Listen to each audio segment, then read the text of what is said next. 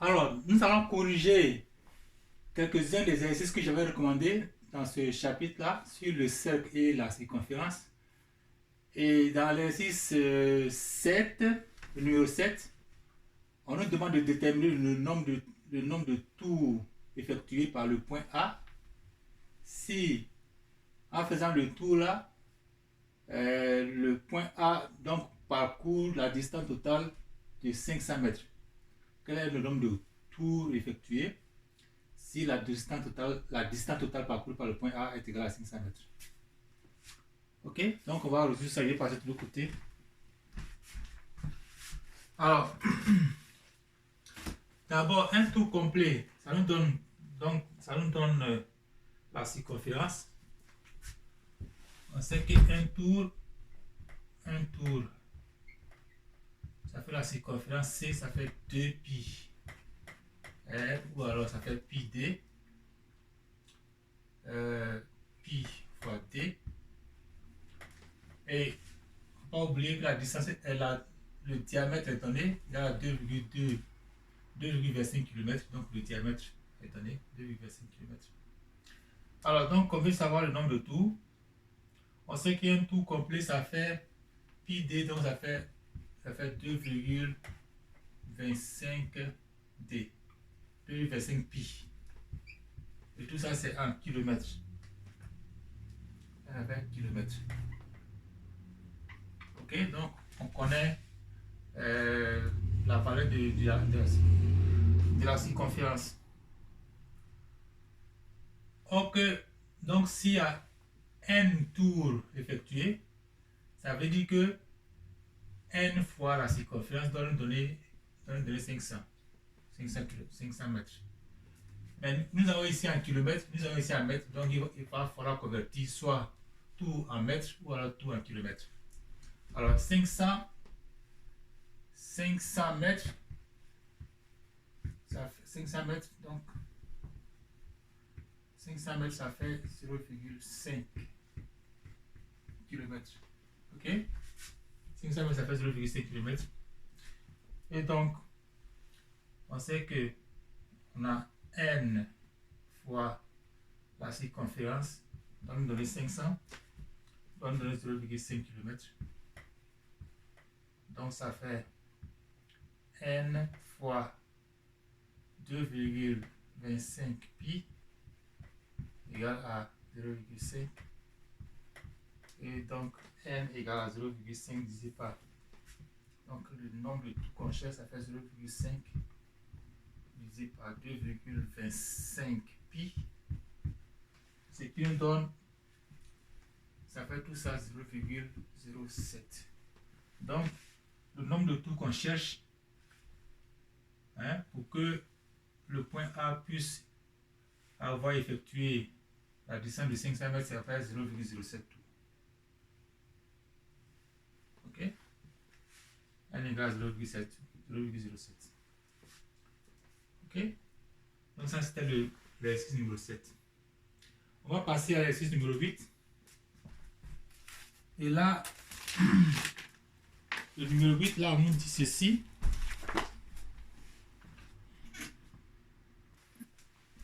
Alors, dans l'exercice numéro 8, on nous a donné un cylindre de hauteur 36 mètres et de diamètre 12,1 mètres. Et là, on nous dit de calculer le périmètre du rectangle qui forme le contour du cylindre. Donc, ce qu'on cherche, c'est le périmètre du rectangle qui forme le contour du cylindre. Alors, pour comprendre ça, ça suppose qu'on doit diviser. Donc, on doit ouvrir le cylindre en quelque sorte. On doit l'ouvrir. Et quand on l'ouvre là, donc on prend une paire de ciseaux qu'on coupe comme ça. Et puis on l'ouvre. Et quand on l'ouvre là, toute la circonférence de la base, là, c'est comme toute la longueur, la largeur, ça devient alors la largeur du rectangle. Voilà le rectangle qui est occupé ici.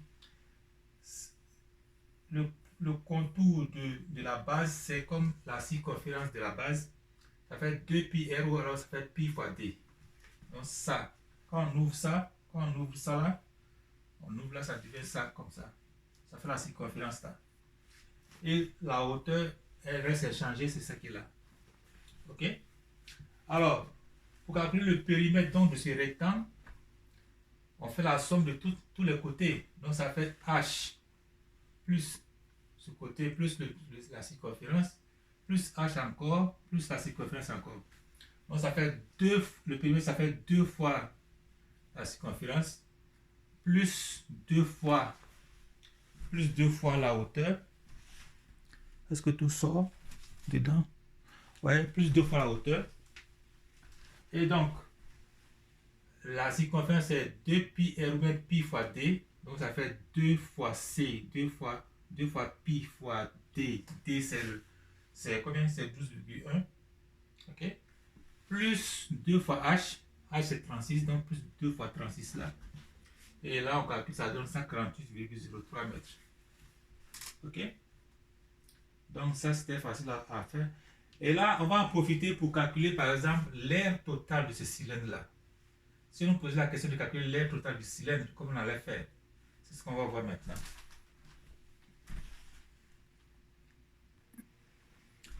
Alors, on continue avec l'exercice 8, comme j'avais dit. Dans la première partie, on nous avait demandé de calculer le périmètre du rectangle qui forme donc le contour de ce cylindre-là. Et j'avais expliqué que pour obtenir ce rectangle-là, il fallait donc ouvrir le cylindre, là, il fallait l'ouvrir, il fallait prendre par exemple une paire de ciseaux, ouvrir comme ça. Et quand on ouvre là, on voit que cette longueur-là, c'est bien la circonférence de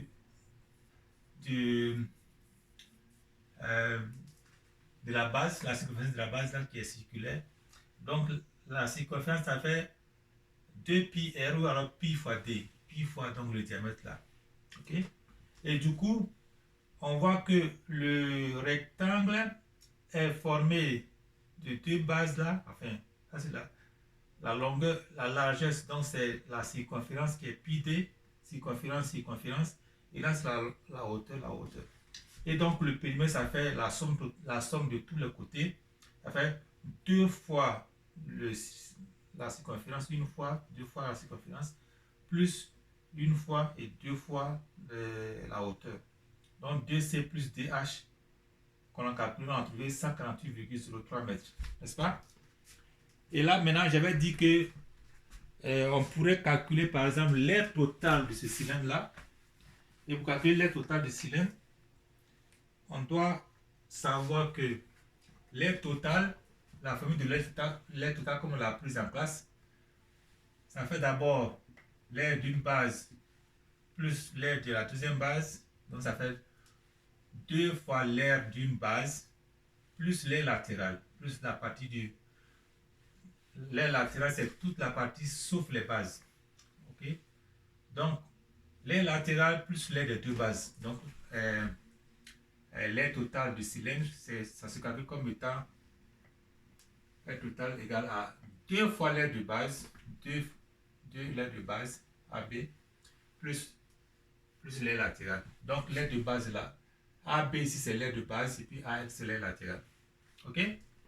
Alors, chaque base est circulaire, donc l'aire d'une base, en fait, c'est l'aire d'un cercle là. Ok? Donc, ce que j'écris là, l'aire d'une base, ça fait l'aire d'un cercle qui est pi fois r au carré. N'est-ce pas? Or, r,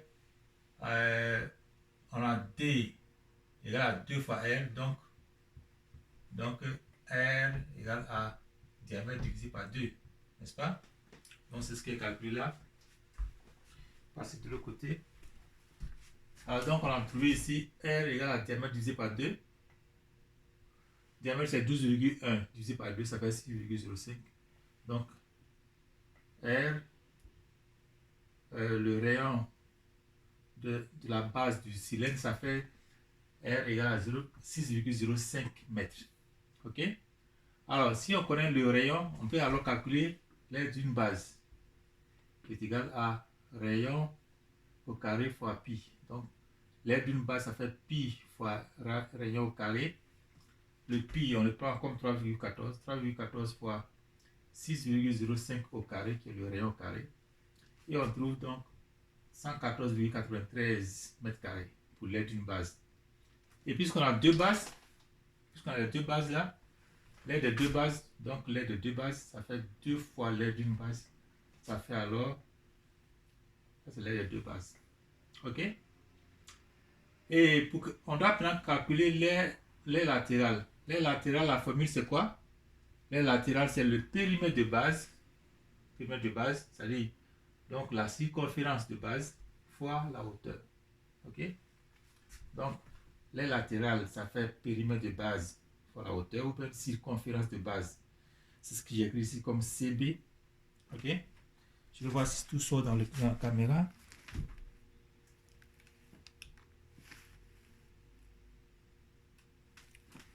faut qu'on descende un peu.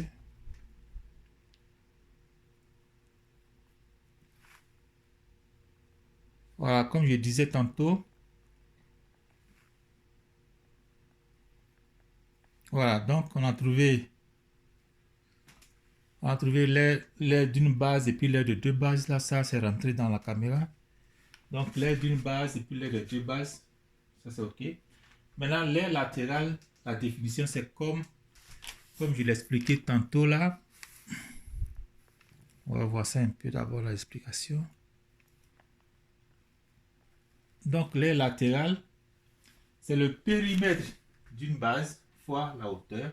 Le périmètre d'une base, c'est donc la circonférence de base, la circonférence de la base. OK?